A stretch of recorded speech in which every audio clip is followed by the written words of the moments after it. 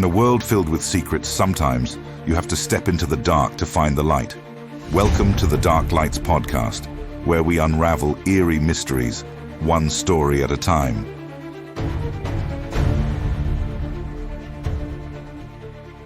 Hey everyone, welcome back. Ready to dive into some more of those mysteries that make you go, huh? The ones that make you want to grab a flashlight and your best detective hat. Exactly. And today, we're going deep, exploring some of those stories that have captivated imaginations, sparked endless debates, and maybe even kept a few folks up at night. Because let's face it, there's something undeniably intriguing about the unexplained. It's like a puzzle begging to be solved, even if we don't always have all the pieces. And sometimes, it's those missing pieces that make the stories all the more compelling. We're talking about vanishing acts, creatures of myth and legend, events that seem to defy the laws of nature as we know them. The kind of stuff that makes you question everything you thought you knew about the world around you. You hit the nail on the head. So to kick things off, let's transport ourselves back to 1936 to a small mining town nestled in the hills of West Virginia. Picture this. Jackson, West Virginia. A place where life was generally quiet, predictable. Until it wasn't. We're talking about the baffling case of the Dawson family disappearance. A case that, even after all these years, continues to haunt the annals of unexplained mysteries. Imagine a family just going about their daily routine one moment and then, poof, gone. Vanished without a trace, leaving behind a mystery that would grip the town and eventually the nation for decades to come. And it's the seemingly ordinary details of the case that make it all the more unsettling. The Dawsons weren't adventurers or risk-takers. They were a simple, hard-working family trying to make ends meet in a time when life was already challenging enough. And that's what makes their story so chilling. It's like something out of a folklore, right? One minute they're there, the next, gone. No goodbye, no explanation, just an empty house with a half-eaten meal on the table. It's the kind of scenario that strikes fear into the heart of anyone who hears it, because it suggests that the unthinkable can happen anywhere, anytime, to anyone. And adding another layer of eerie to this already bizarre story are the reports from neighbors about strange sounds on the very night the Dawsons disappeared. Right, these weren't just any sounds. We're talking about something utterly out of place in a town like Jackson. Described as this low mechanical hum, almost like a distant machine, but unlike anything anyone had ever heard before. This humming was so distinct, so unsettling, that it became intrinsically linked to the Dawsons' disappearance in the minds of many. And understandably so, right? It's like the perfect ingredient for a local ghost story. Did something sinister befall the Dawsons? Was it connected to that unsettling hum? Or did they simply vanish, swallowed whole by some unknown force? It's enough to make you want to sleep with the lights on. And that's the thing about these unsolved mysteries. They tap into our deepest fears, our anxieties about the unknown. But they also ignite our curiosity, our desire to find answers, even when those answers seem elusive. Speaking of elusive, let's talk about Bigfoot. Ah, yes. Bigfoot, Sasquatch, Yetis. The names may vary depending on where in the world you are, but the core concept remains the same. A large, ape-like creature said to inhabit remote forests in mountainous regions. And we're diving into a particularly hair-raising account from 1974, this time in the Pacific Northwest, a place often associated with Bigfoot sightings. We're talking about a group of hikers who claim to have had a close encounter. And not just a fleeting glimpse in the shadows. These hikers described a massive, hairy man walking upright through the forest as if it were the most natural thing in the world. It wasn't just one hiker who saw this either, which adds to the intrigue, doesn't it? I mean, imagine being on that hike completely unaware of what was lurking just beyond the trees.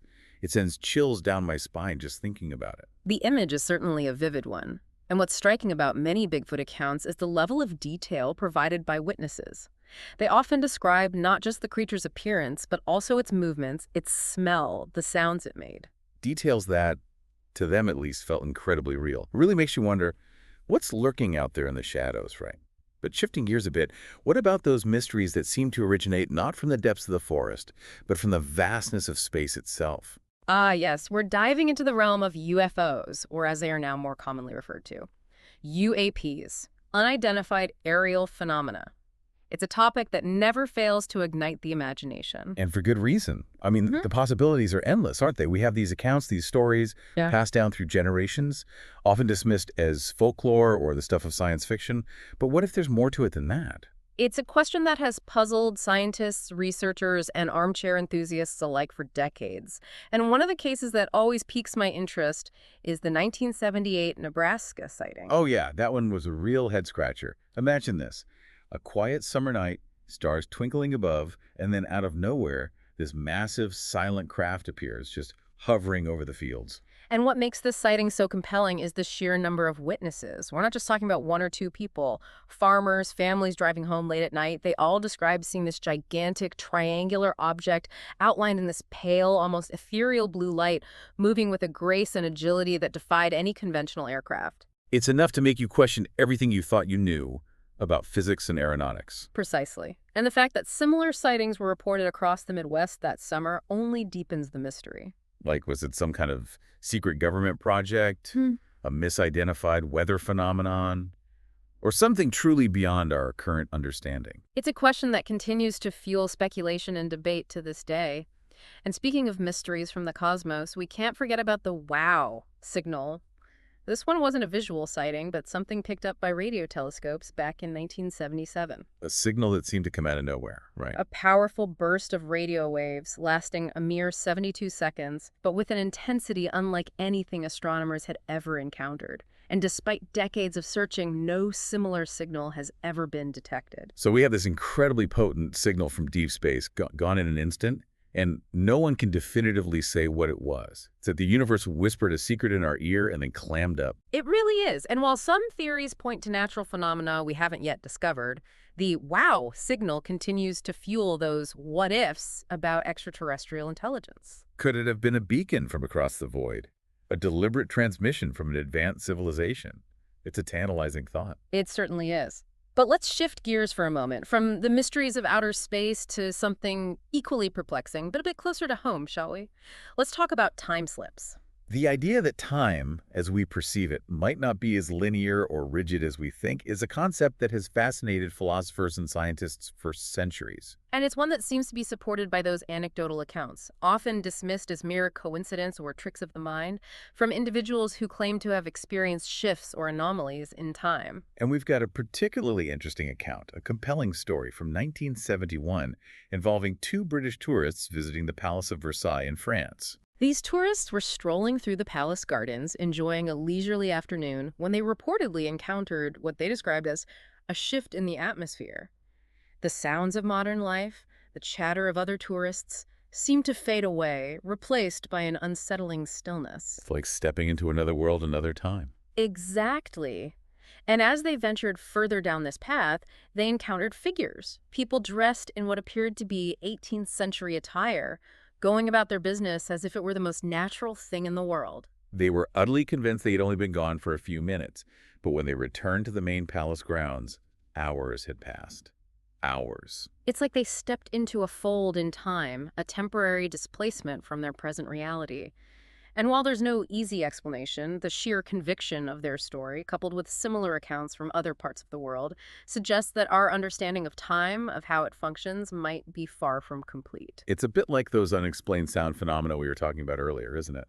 Like that bizarre humming sound that plagued residents of Port St. Lucie, Florida, back in 1982. The Florida hum, as it came to be known, is a classic example of a phenomenon that continues to baffle researchers.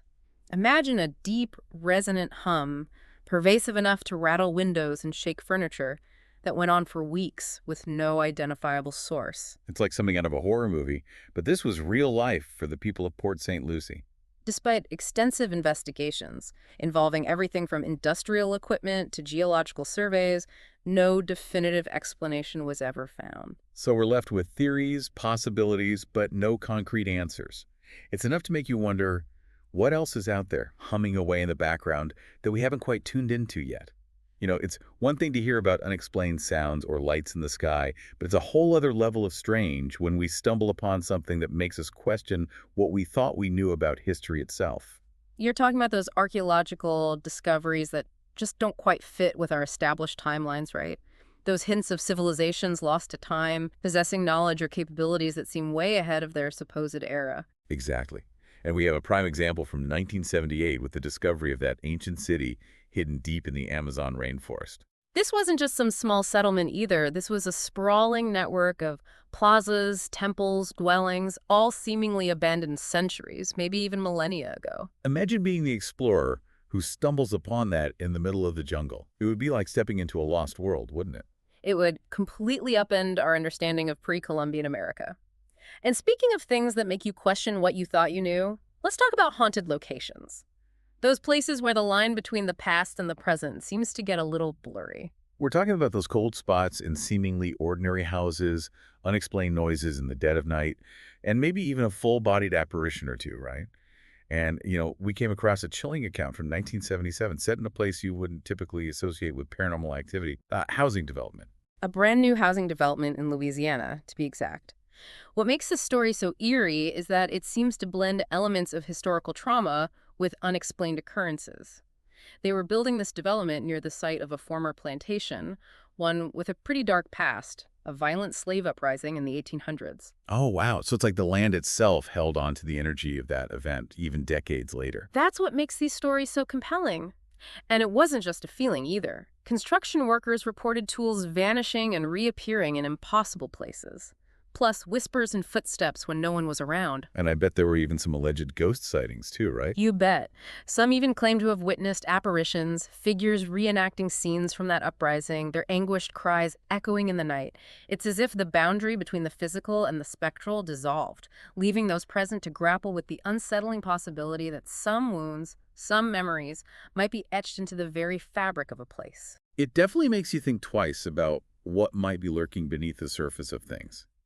But shifting gears a little bit, let's talk about those whispers of government cover-ups, secret projects, and the enduring allure of conspiracy theories. Because let's be honest, there's something undeniably intriguing about the idea that governments might be privy to information they're not sharing, especially when it comes to matters of national security or, dare I say, extraterrestrial contact. Right, like that old saying, trust but verify, takes on a whole new meaning. And one of the most enduring figures in this world of secrecy and speculation is Edward Teller, a former defense contractor who, back in 1973, made headlines with some pretty explosive claims. He claimed to have been involved in a top-secret government project. Not just any project, though. One involving recovered, unidentified craft. Not your average weather balloons or misidentified aircraft either. Teller was describing these craft as being made of materials unknown to science, possessing technology far beyond anything we were capable of at the time. It almost sounds like something straight out of science fiction, doesn't it? But then, almost as suddenly as he appeared on the scene, Teller vanished. Disappeared without a trace, shortly after going public with his story. Talk about a mystery wrapped in an enigma. So what happened? Did he go into hiding, fearing for his safety? Or was there something more sinister at play? It's a question that has haunted researchers and conspiracy theorists for decades, and it perfectly illustrates the fine line between healthy skepticism and unfounded beliefs, a line that often gets blurred when we're dealing with the unknown. That's so true. We've journeyed from the depths of the Amazon rainforest to the outer reaches of space, from unexplained sounds that seem to defy logic to whispers of government cover-ups and the idea that we might not be alone in the universe. It's been a wild ride, to say the least. And though it can be tempting to search for concrete answers, to neatly categorize these mysteries, sometimes the most we can do is acknowledge the vastness of what we don't know. To embrace those moments of, that's weird. And maybe even allow ourselves to be a little unsettled by them. It's in those moments of uncertainty, of questioning what we think we know, that we open ourselves up to new possibilities, new ways of seeing the world around us. And maybe, just maybe, that's where the real mystery lies. And on that note, we'll leave you to ponder the possibilities. Until next time, keep exploring, keep questioning, and most importantly, never lose your sense of wonder. Is this something that you think could happen to you? We are looking forward to hearing from you in the comments. Let us know what you think happened here. All of our content should be considered for casual entertainment purposes only and not used for any other purpose. Thank you for listening. Please like, follow, comment and subscribe. It really helps us out. We will see you next time on the Dark Lights Podcast.